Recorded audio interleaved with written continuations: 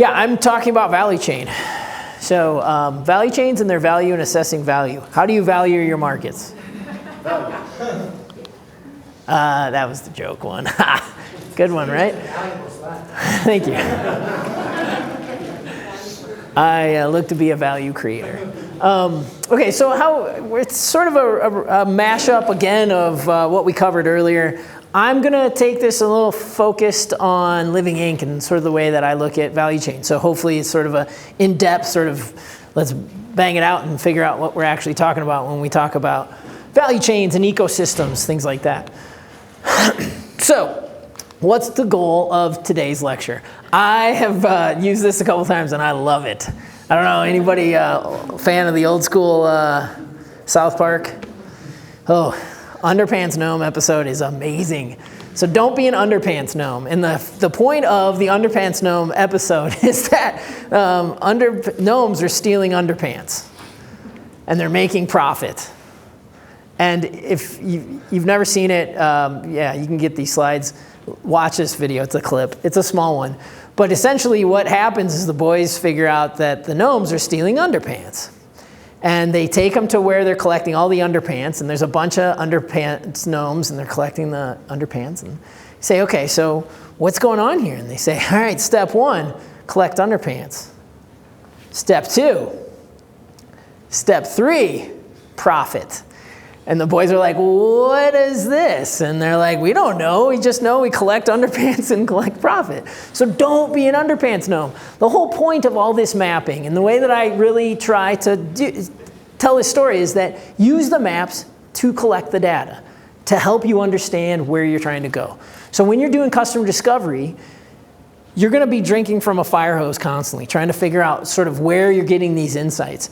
And the insights will be helping you put together these maps. And you can use these maps as sort of an anchor for all the content that you get, your knowledge about the market, right?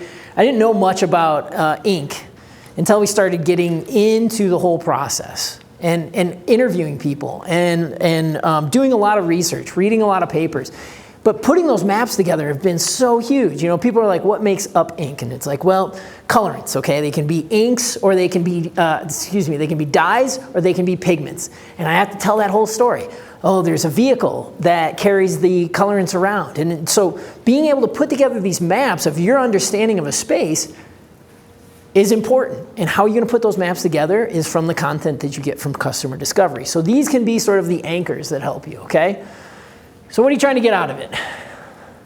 Well, you get to build this network. And I think that's a really important thing. I know Rolodex is pretty, right? It's LinkedIn connections, though. So that you have this Rolodex of people that you can actually say, hey, I need to understand X, Y, or Z, or I'm looking for an advisor. You know, we've found essentially all our advisors on LinkedIn, which has been huge through connections of people that we've talked to. Establish relationships, right? Is if you're going to actually have a partner in the industry that's going to help you get a product to somebody's hands from dirt, people want to interact with you often, okay? You can't just call them up and say, hey, you want to be an advisor, and then say, yeah, sure. It doesn't usually happen that way. And the biggest thing is you gain knowledge of the target industry, okay? And you gain it, and you get to be versed in that language. And that's where you can start building these maps and keep a repository of all the content in these maps. So we talked about this, right? What's the industry?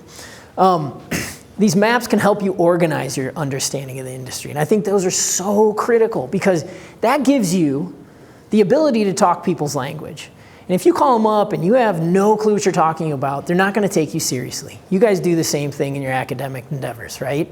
You walk around a poster session and you find somebody who should be able to talk your language and they don't, what do? Whether you try to or not, you automatically discount them. So these are really important to help you keep an anchor on content. What do you think about early interview strategies where you're with an industry expert and you're literally asking, hey, I'd love for you to map out for me how you think about the industry. Yeah. Who you think the important players are and how those players interact. Yeah. And as you get, I think it's a great idea. You know, you can start doing, they call it secondary market analysis, right? Where you're just wandering around online, looking at things, trying to understand, watching videos about, how it's made, those shows. But then, yeah, asking these people, you got to have a little humility to say, I don't know exactly what I'm talking about. The maps, though, can also help you further iterate on those maps. You can show those to people and say, what am I missing?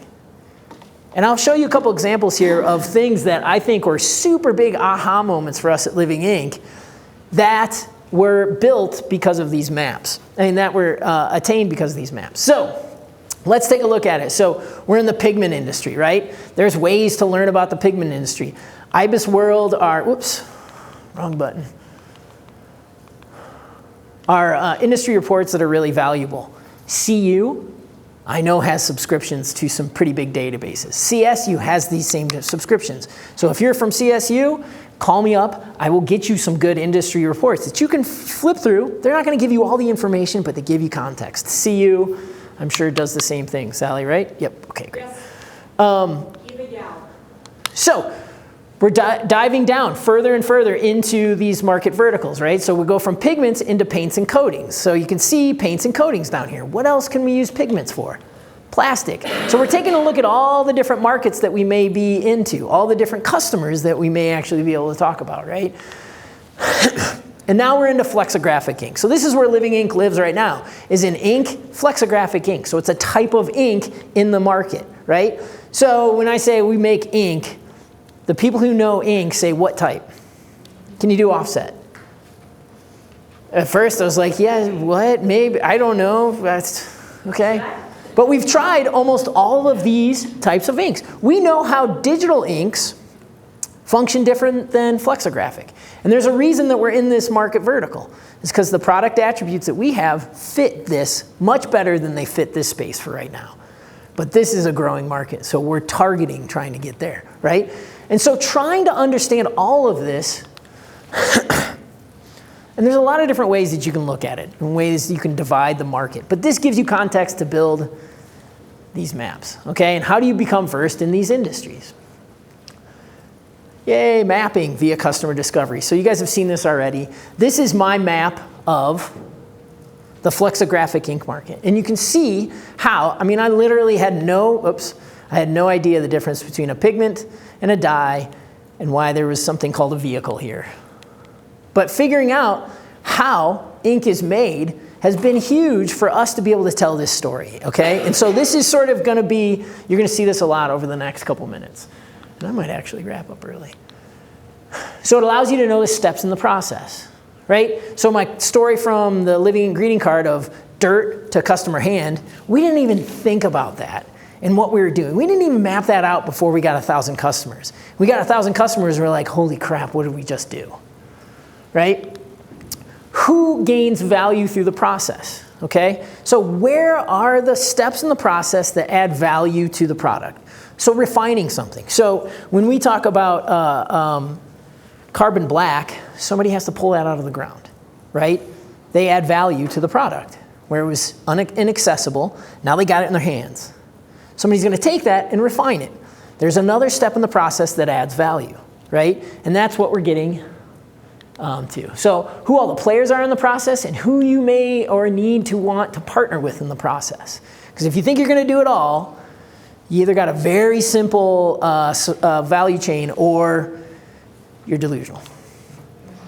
So let's start with materials flow. So how do things move through this process? So this is all tangible material. This is the way I like to start these things, where it's tangible, actual product, right? So I take a raw material, I turn it into a finished pigment, right? I turn it into a dispersion, which is a mix of pigment and goo. I take the raw material vehicles, I turn that into something. I mix these two and I have an ink, right? Now I got a lot of ink. Now I have the printed product. So it's the tangible things that you can place down on that help you sort of say where are the steps. And the I and all of that could be anybody. It doesn't have to be Steve. Yeah, it is just, it's living ink agnostic, right? It's me saying, okay, so if we were gonna take it from dirt to customer hands, what are all the things that we're gonna have to do, right?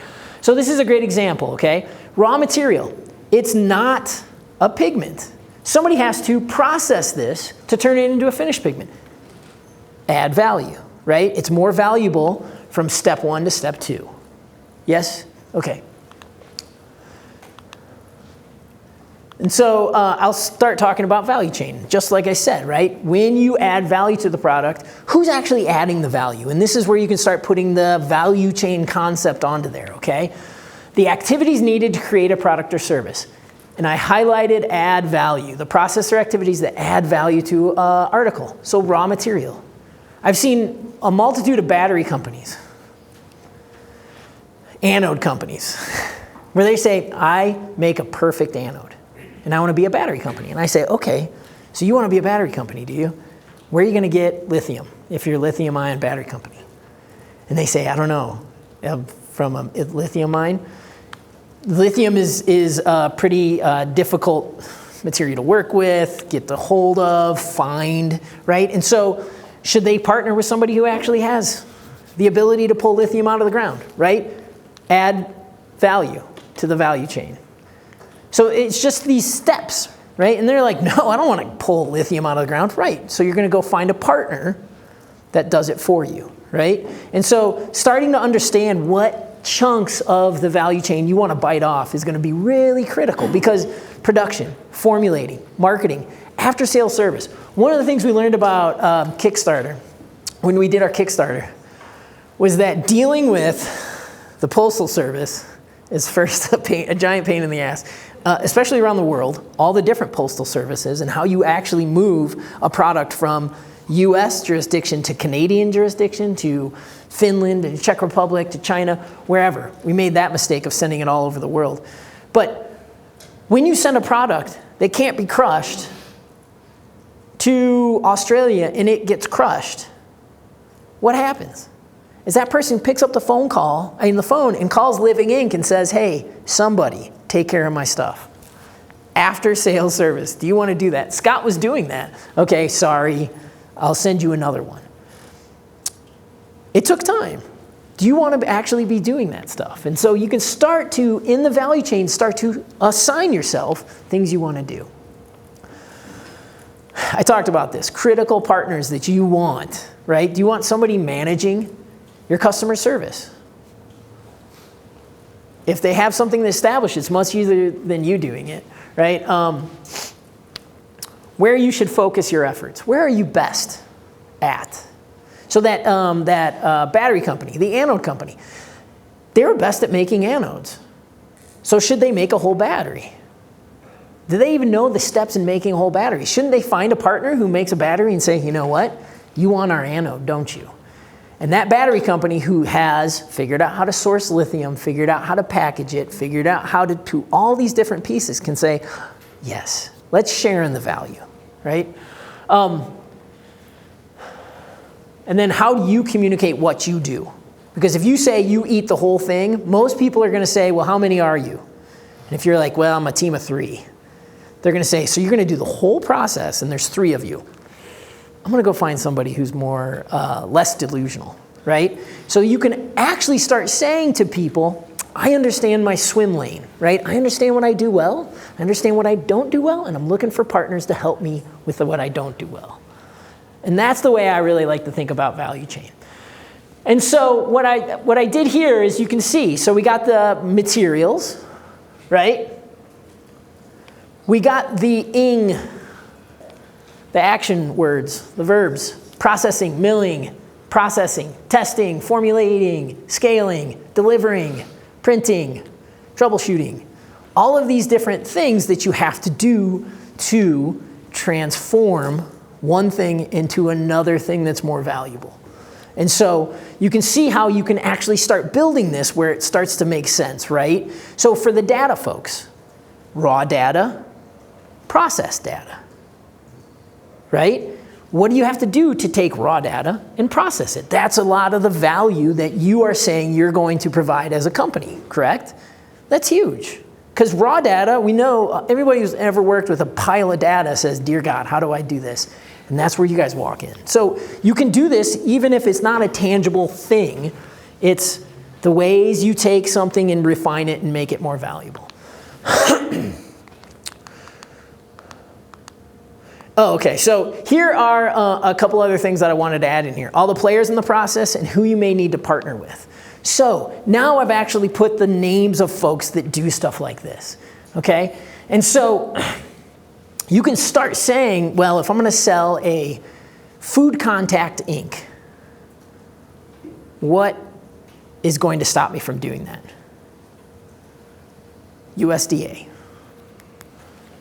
Regulators, food contact regulators, right? And you can start saying, oh, I know all of the different steps in the process and why from going here to here with a food contact ink and getting through these guys, I've actually made it more valuable, right? Increasing the value of the product through the value chain. This is a great example. So ink broker or ink distributor. We never knew that you needed an ink broker or ink distributor until we got into China. And a group that printed said, we want to print with your stuff. We said, okay, all right. And they said, go talk to this guy, because that's the only person we go through. And it was like, well, who's that guy? And they're like, well, he's the broker. So you have to deal with him. And I was like, oh, we've been missing a step, haven't we? So now we've got to develop a relationship with an ink broker and distributor. One of our printers in the US will actually do that for us because he's so jazzed about what we do. He says, I don't print those things, but I know some printers that do. Let me connect you with them. And so you start to see all of these different things that have to happen. Another thing that we thought was really interesting, we never thought about. We said, oh, you give it to the printer, they print it. Inks are very dynamic liquids. There are tons of different types of printers. There are tons of different types of environments that you print in, right? You print in the high plains here. It's very different than printing in Cleveland because of the humidity. Right? And so the inks act very differently. So at these giant print houses, they call them converters, these giant converters that print for huge companies, the ink company literally has an employee who is on site. So that ink company has to spend $100,000 per year per big print house just to have an employee there that says, yep, you guys are printing? Yep, the ink looks good today. I'm gonna go back to my office. Or, oh, so it's too sticky today because the humidity? Well, let me check it. Okay, add this. And we were saying, okay, so are we gonna become an ink company? I don't think we can do that if we have to do that right now, right? So we gotta partner with an ink company. And this is sort of my crowning achievement as of late, is putting all of the different groups that do all of these different steps, okay? It's not exhaustive. It definitely is not exhaustive. But as you start calling companies, you can start putting this stuff on here to say, ah, okay. So now I know all the different people that play the parts in making this product more valuable than the last step, right? You'll notice that Living Ink isn't on here. This is just me assessing the market for this one vertical, okay? Now, where do we go in the value chain? And how do you relate that to your own company? And this is where I take it next. Actually, can you go back just a second? Sure. Give me a nice big juicy nap. This is what we're talking about. He picked an industry, he laid out the stakeholders, he traced the flow of materials through it. I bet you traced the flow of dollars through it because you know the difference between 0.02 cents and 0.06 cents. Yep. I bet you trace some of the information flow, like what does the ink chemist need to know and what does the broker need to know, Yep. et cetera, et cetera. And he actually put not just the general category of the players, but the company names into these various spots. That's what we're talking about when we talk about an industry ecosystem. And he did it for one piece of the ink industry. Yeah. It's not, So ecosystem. Yep. So it's not easy, right? I mean, it takes a long time, but the clarity that you get in doing something like this, and this is the accumulation of a ton of time and a ton of work and a ton of calling people, where you should see this. I have this PowerPoint deck that's got like 200 slides because it's all the different iterations that I have of this. It drives Scott absolutely up a wall and be like, hey, I want to talk about ecosystem. Be like, what slide? It's 58 today. And so we'll go to 58 and we'll talk about it. But that was where I've sort of vomited all of my content from all of my customer interviews on. And now I got this one document where I'm like, oh, goody, goody. I can go and look at the difference between the cosmetics market and the Flexo ink market, right? So, okay, So where do you fit? Where does your company fit? And this is the part that you can now do if you have this map. And what you guys are going to try to do is really start to build these, right? And so if we take a look at the black flexographic value chain for Living Ink, when we were producing this, we were printing these in the house on screen print material. Look at where we are. Everywhere. We're everywhere. This is the exact same thing that we did with the Living Ink cards. But we knew very quickly that the only reason we were doing this was to get these prints. And I am a big believer that these helped us get that phase 2 SBIR. Because they said, you guys are actually trying this out. You have something you can give to a customer and the customer can say, that's pretty cool, right? It wasn't, of course, all that. We did a lot of science and did some fun stuff, but captured the whole chain. Do we want to capture the whole chain? Definitely not. No. No, thank you. In some instances, could we make this a lifestyle company? Could I sit there and make cards and maybe make a living? Sure. Maybe me and Scott? Maybe, right? But, So what does it look like when we started actually finding printers to print with, right? You saw those boxes when we started doing that. Look at the way we've decreased our touch points. We've had to share value because we gave up some of the value chain. But these guys have done things for us that we'd never be able to do. We're never going to go out and buy a $50,000 printer just to do this, right? And so you can see we're still doing all of these things, but we've reduced our footprint on the value chain. Dispersions are essentially a mix of pigments that go into an ink. The cool thing is that they can go into the plastic. So look at the trim around this table. It's black. It's not painted. It's black. You cut it, it's black. So what they do when they form that plastic is they pour a bunch of dispersion in there. Same thing with ink. Same thing with flexo, inkjet, litho, offset, right? Rubber. The rubber in your wheels. In your tires, right? The rubber that's in the car itself, all of that is colored. And so our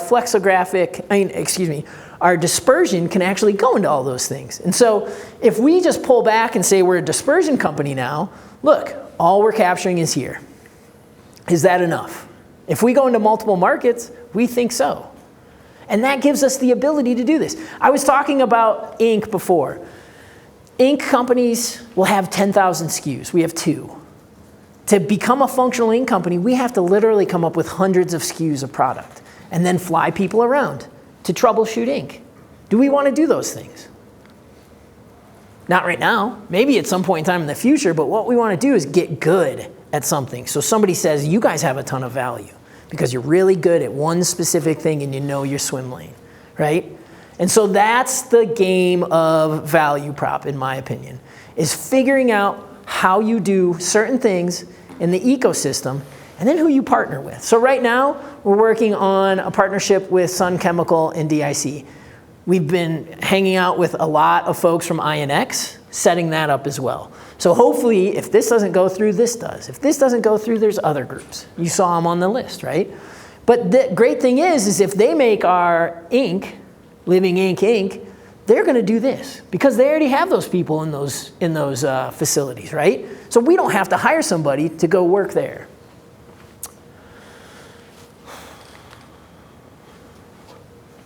So another one that I pulled off here is cosmetics. So cosmetics companies want to print with us to package. Great.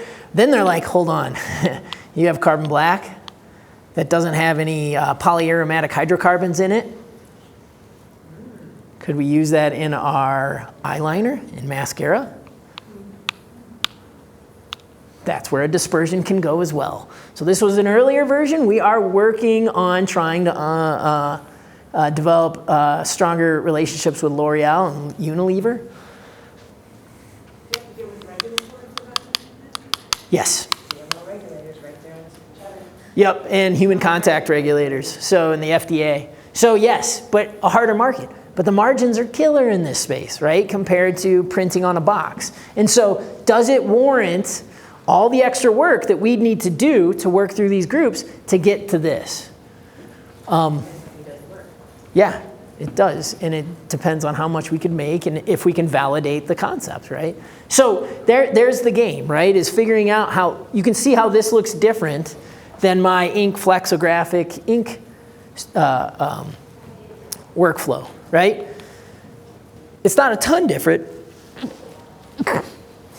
but you know why? It's probably because I don't know as much about the cosmetics market as I do about the flexographic ink market, right? So, but it is different. My point is it is different, and you guys really have to try to hone in on one. You may pivot. It's painful, but this is how I think you survive in this space. So, some really quick take-homes. It isn't easy. Version 1 sucks, version 2 sucks, version 3 sucks. They all suck. They're gonna suck less each time you do it, okay? Suck less over time. Yeah. That, I mean, yeah, I have a ton of versions of this thing where it's been frustrating, but now that I'm at that sort of full flexographic ink workflow, value chain, and ecosystem, it feels good to be there because now I have some good stuff to talk about. It adds clarity. For me, I'm a very, very visual learner, so I need the sticky notes. I need the workflows because it allows me to say, all right, so I can tell you about the things upstream, I can tell you about the things downstream.